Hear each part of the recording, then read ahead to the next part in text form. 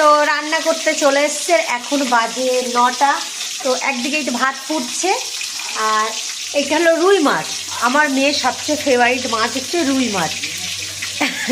মানে ওকে যদি জিজ্ঞেস করি মাম্মা তুমি কী দিয়ে ভাত খাবে, একটা কথাই বলে রুই মাছ। আর রুই মাছটাই খেতে ভালোবাসে, আর কিন্তু অন্য মাছ অতটা ভালোবাসে, আর ও রুই মাছটাই ভালো চেনে আর কি।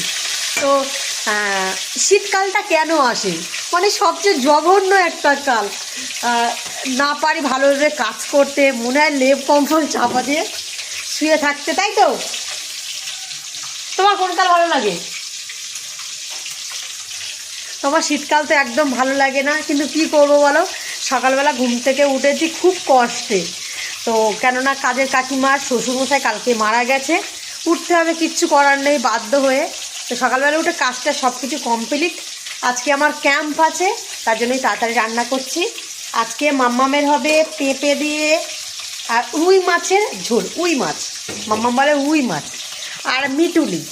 শীতকাল পড়ে গেছে মানে নানা রকম সবজি, বাঁধাকপি, ওলকপি, ফুলকপি, পৃথিবীর যা সবজি আছে সব দিয়ে একটা চচ্চড়ি হবে চিংড়ি মাছ দিয়ে, মিটুলি ভাজা হবে, আর কালকের গায়ে চিকেন আছে, সব রকম অল্প অল্প ফ্রিজে আছে, সেগুলো বার করেছি, গরম করব, করে 11টার দিকে আমি বার হব। আর আজকে বাবাও মা যাবে কলকাতাতে মাম্মামের কিছু কেনাকাটা করতে, কেননা শীতকাল পড়েই গেছে, আর শীতকাল পড়া মানে মাম্মামের কেনাকাটা। কেননা অনেক কথা আমাদের বিয়ে পড়েছে গাইস, জমিয়ে খাওয়া দাওয়া হয়, অনেকদিন ভালো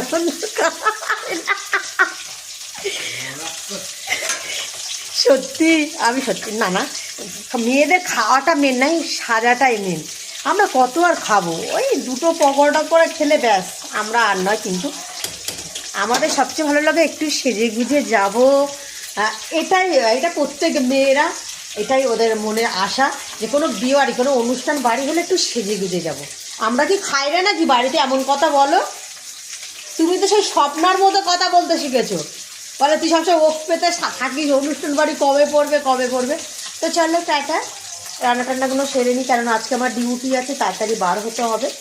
আর চুলটাকে আমি যত কাটি তত যেন লম্বা হয়ে যায়, এত চুল কেন বাড়ে আমি ভেবে পাচ্ছি না।